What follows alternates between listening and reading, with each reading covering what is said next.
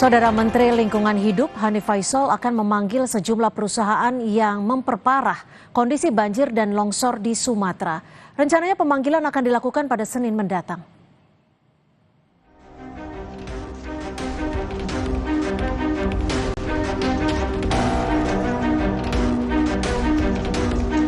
Kami juga minggu depan sudah mulai memanggil entitas-entitas yang kami indikasikan berkontribusi memperparah dari bencana banjir ini. Wilayah Batang Toru di Tapanuli Selatan menjadi saksi bisu terjadinya pembalakan hutan besar-besaran. Tumpukan kayu-kayu gelondongan ini yang berukuran besar menjadi pemandangan yang sangat memprihatinkan pasca banjir bandang dan longsor yang terjadi pada 24 November lalu. Menteri Lingkungan Hidup Hanif Faisal menjabarkan daerah aliran sungai di Batang Toru mengalami pengurangan hutan sebanyak 19.000 hektar. Akibatnya, daya dukung lingkungan ketika siklon tropis Senyar tak mampu menahan saat curah hujan terjadi. Ada 23 das terdampak bencana di Sumatera, yaitu meliputi di das Batang Toru, kemudian daerah Sumatera Barat, dan di Aceh. Jadi ini memang menjadi khusus untuk das Batang Toru, karena das Batang Toru memiliki karakteristik landscape yang sangat rentan, karena berupa landscape ini apa, V ya? V, seperti V landscape, kemudian Tapanuli Utara, Tapanuli Tengah, dan Tapanuli Selatan ada di tengah-tengahnya. Sementara kegiatan di sisi bukitnya sudah tidak memadai untuk mendukung kapasitas lingkungannya. Usai rapat bersama Komisi 12 DPR, Menteri Lingkungan Hidup Hanif Faisal pun memastikan penegakan hukum akan ditempuh pemerintah terhadap perusahaan yang memperparah bencana.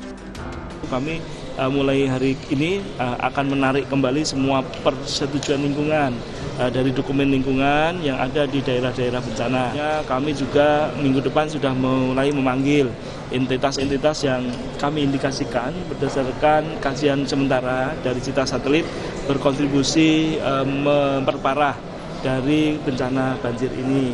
Telah melakukan surat panggilan, jadi hari Senin kami harap mereka datang untuk menjelaskan sesuatunya. Hal serupa juga diungkapkan Kapolri Jenderal Listio Sigit. Kapolri tegaskan komitmennya menyelidiki sumber kayu gelondongan yang diduga memicu banjir dan longsor di Sumatera.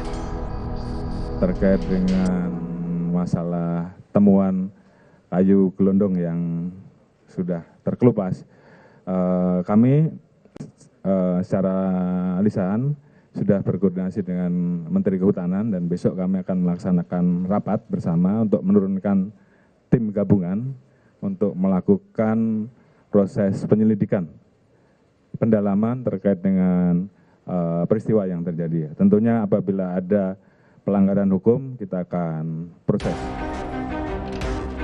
Sebelumnya, pada 24 November lalu, Gubernur Sumatera Utara Bobi Nasution berjanji dalam 1 minggu, Pemprov Sumut akan mengeluarkan surat rekomendasi penutupan PT Toba Pelestari.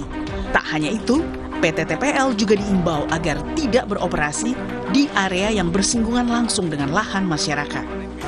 Area-area yang bersinggungan dengan masyarakat, ya TPL jangan nanam dulu lah, daripada terjadi konflik dan yang lainnya. Nah, hal-hal seperti ini nanti akan kita konklusikan sehingga menjadi satu rekomendasi yang baik dari pemerintah provinsi kepada pemerintah pusat. Pak, kapan target kita merekomendasikan itu? 1 minggu. Kami tadi sepakat 1 minggu ini kita akan waktunya nanti dipimpin Pak Sekda langsung.